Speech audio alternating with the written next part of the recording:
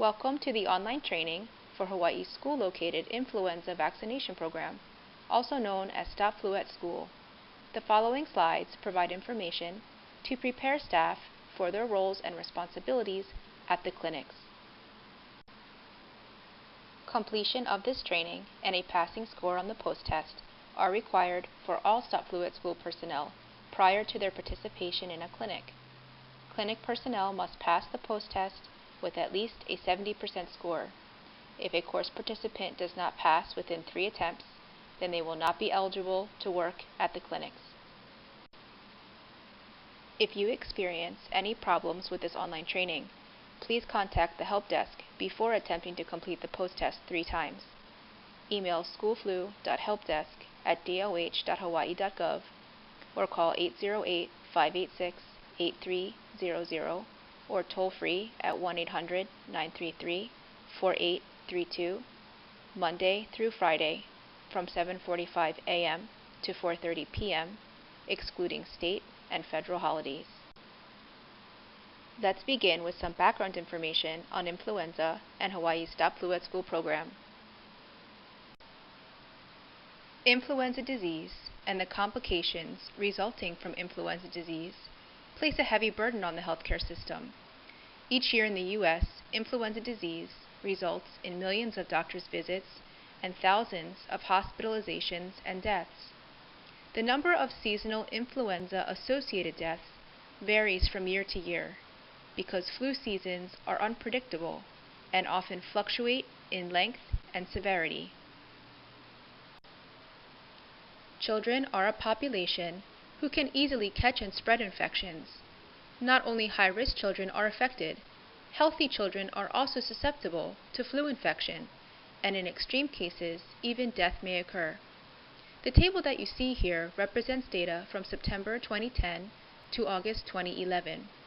During that time, 115 influenza-associated pediatric deaths were reported in the United States.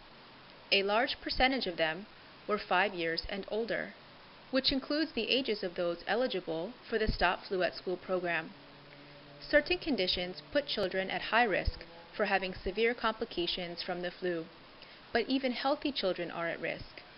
Data here illustrates that nearly half of the 115 children that died from influenza in the specified time frame were previously healthy children without high-risk medical conditions.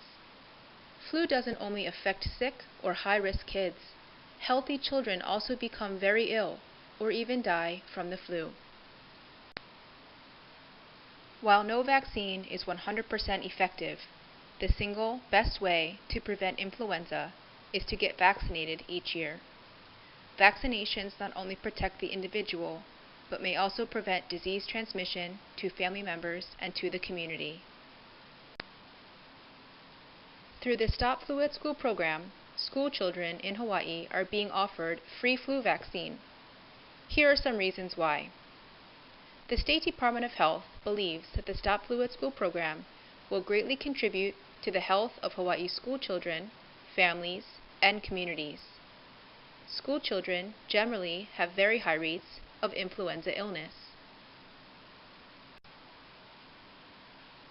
School children vaccinated against influenza have fewer illnesses, fewer absences from school, and lower rates of illness in their families during the flu season compared with unvaccinated children. Children are one of the most common sources of influenza transmission in the community. The Stop Flu at School program was launched statewide in 2007. Over 65,000 students are vaccinated through this statewide program each year. Flu vaccination clinics are held in participating schools statewide and will operate during normal school hours. Parental consent is required prior to vaccination. Only one clinic will be held per school, with the exception of multi-track schools.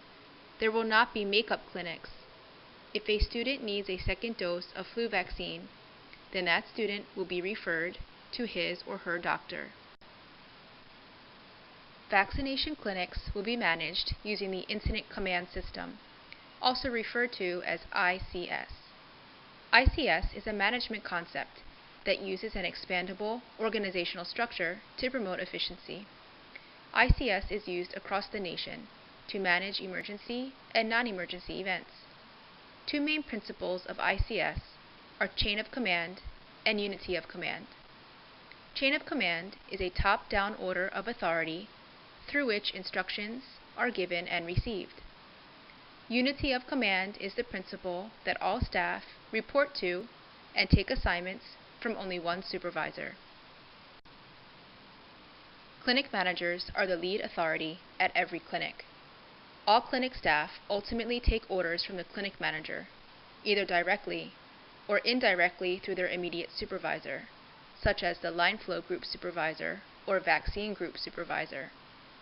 Each clinic's organizational structure may vary, but every clinic will have a clinic manager to run operations. This slide includes a list of typical ICS supervisory positions at a clinic. Many of these positions will not be used if a clinic is small, and some titles may vary. Chain of command and unity of command will still apply, regardless of clinic size and use of the organizational structure. At Stop Flu at School clinics, the ICS incident commander is the clinic manager. Here is an illustration of a typical ICS command structure. The Stop Flu at School clinic staff may be organized differently depending on various factors. At the clinics, formal information and instruction come from the clinic manager and will be distributed downward through the chain of command. Here is an example of a standard clinic setup. It may vary depending on clinic location and clinic size. Participants will arrive at the entrance and proceed to the registration station, where their consent form will be screened. If the form is complete and no contraindications exist, then the registration staff will direct each participant to the waiting area for either the flu nasal spray or the flu shot. The participant will then go to the appropriate vaccination station, where the vaccinator will administer either the flu nasal spray or the flu shot. Afterwards, each participant must wait 15 minutes in the holding area for observation before exiting. Now let's review the two types of vaccines and various forms used in the clinics. There are two types of flu vaccines used for the Stop Flu at School program. One is the traditional flu shot, also referred to as IIV. It contains inactivated or killed strains of the flu virus that are injected. The other is a flu vaccine nasal spray, or LAIV. It contains live weakened strains of the virus. The following individuals should not receive the flu shot: persons with a severe allergic reaction to a prior dose of influenza vaccine or to a vaccine component such as eggs, persons with a history of Guillain-Barré syndrome or GBS within 6 weeks of a previous influenza vaccination, and persons with a moderate or severe acute illness. There are two types of student consent forms. One is for IIV and one is for LAIV. In most circumstances, the student consent forms will be color-coded. However, some may have been completed online and printed out. These may be white or another color. Please pay special attention and screen all forms carefully so that the participant receives the appropriate vaccine type. On this slide, you can see an example of the flu shot form, which is green. The mandatory fields are circled in red. These include first and last name, date of birth, questions 1, 2, and 3, and signature and date.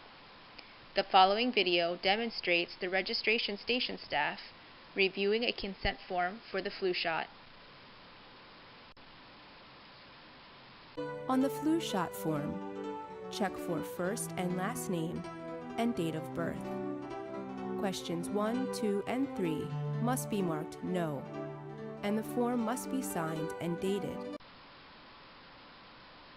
The following people should not receive the flu nasal spray: persons who are less than 2 years of age or 50 years and older, persons with a severe allergy to eggs or other vaccine components, those who have experienced a severe allergic reaction to a previous dose of influenza vaccine, those with a history of Guillain-Barré syndrome, persons with chronic medical conditions, persons with a history of wheezing or asthma, persons with immunosuppression, those who live with or have close contact with anyone with a severely weakened immune system, persons 18 years of age or younger taking aspirin or aspirin-containing medication, those taking prescription medication to prevent or treat influenza, persons who have received a live virus vaccine such as MMR or varicella within 4 weeks of receiving LAIV, persons with nasal congestion, if severe enough to impede delivery of vaccine, pregnant women, and those with a moderate or severe acute illness with or without fever. This is an example of the nasal spray consent form, which is typically yellow. Forms completed online will be another color. The mandatory fields are circled in red.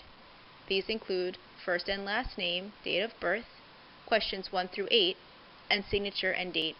The following video demonstrates clinic staff reviewing the flu nasal spray form. On the flu nasal spray form, there must be a first and last name and date of birth. Questions 1 through 8 must be marked no. All forms must be signed and dated. Pictured here are the student IIV and LAIV consent forms that are available online. The flu shot or IIV form has fewer questions and a syringe icon located in the bottom right corner. The flu nasal spray or LAIV form has more questions and does not have an icon. Please screen these documents carefully as they are more difficult to distinguish between than the color-coded versions. Depending on availability of vaccines, school faculty and staff may be vaccinated through the Stop Flu at School program. All adult participants will complete their consent forms online. They will print and sign their forms and return them to their school. The color of the adult consent forms will vary, but the majority will be printed on white paper. There are 2 versions of the adult form, one for the flu shot, which is IIV, and one for the flu nasal spray, which is LAIV. The following videos will describe both forms. Here is a sample of the adult flu shot consent form. This form will be completed online and printed out. Check for first and last name and date of birth.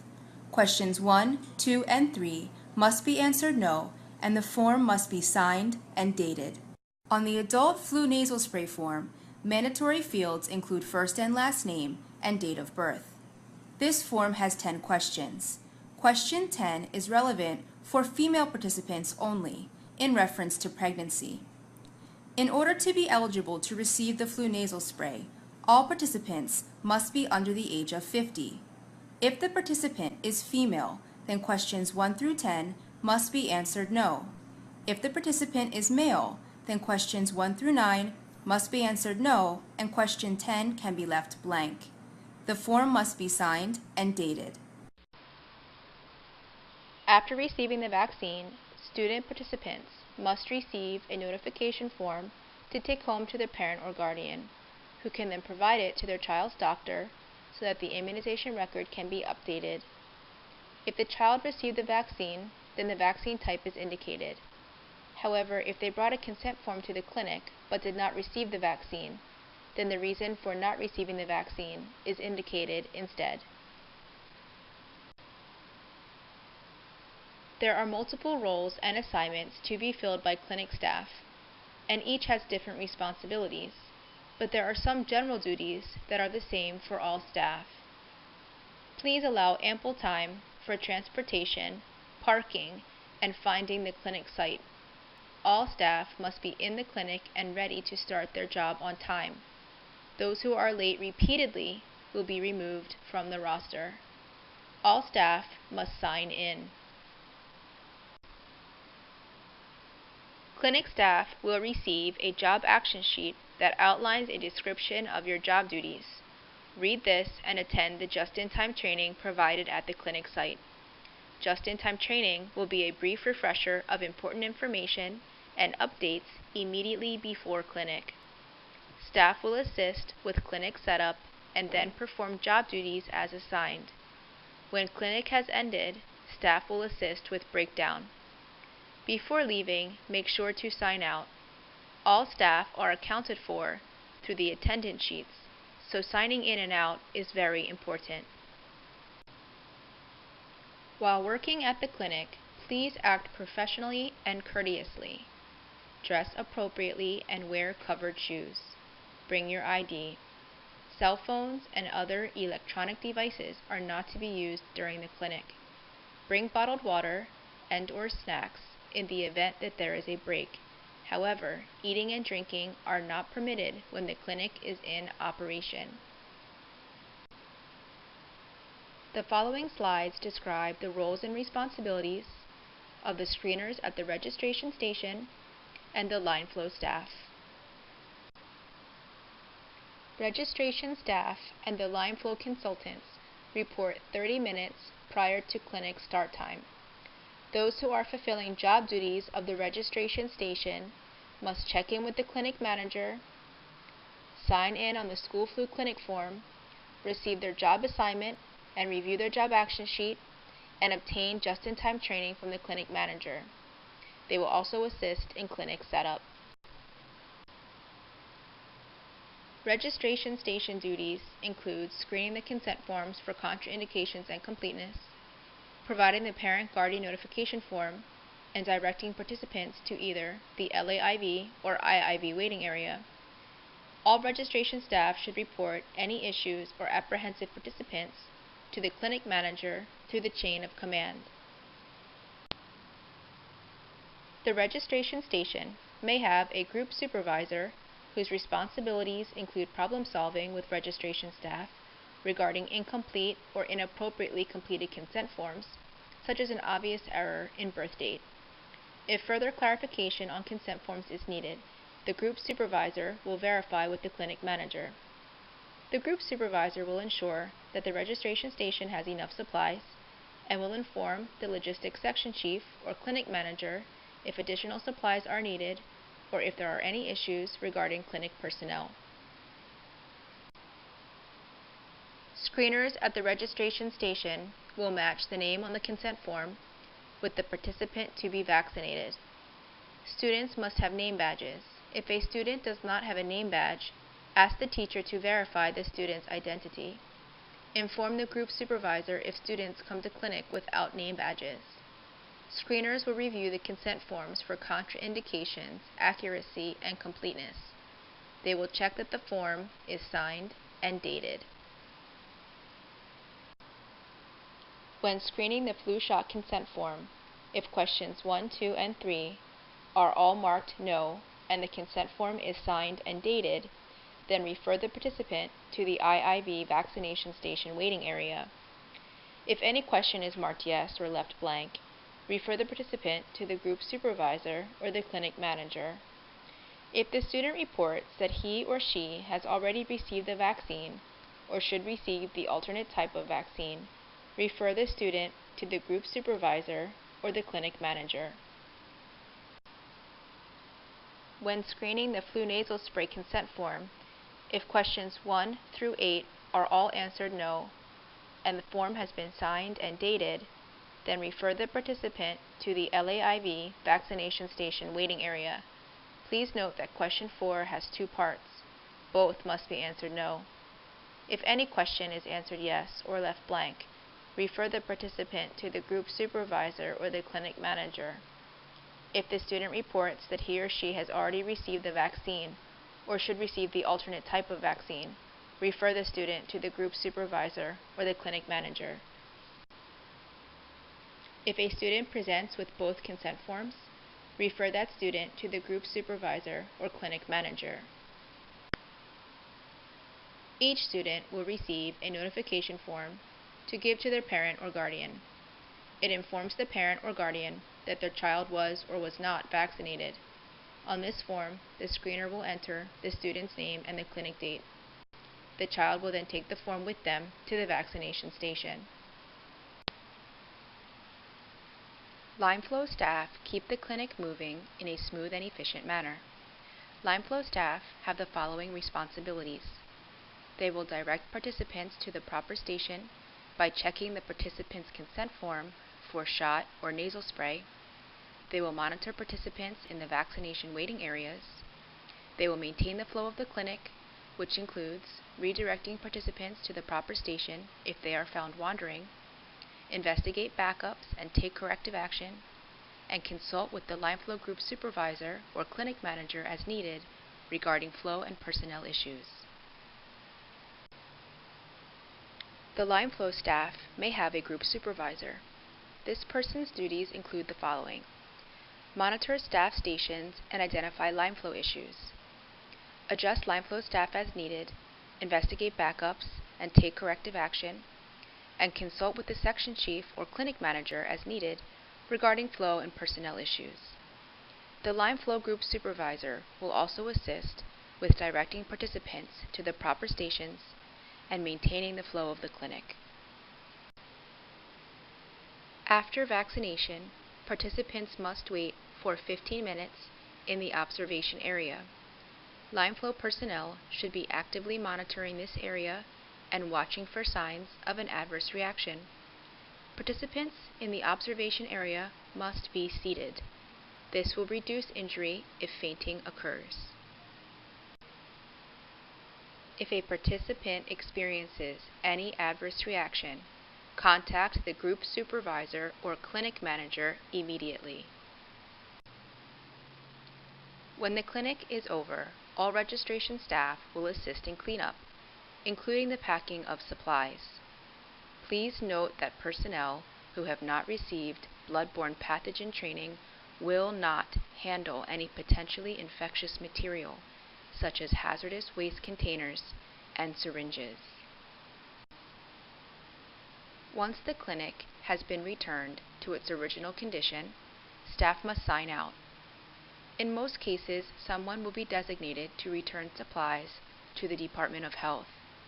Whoever is assigned to return supplies and vaccines must do so in a timely and secure manner.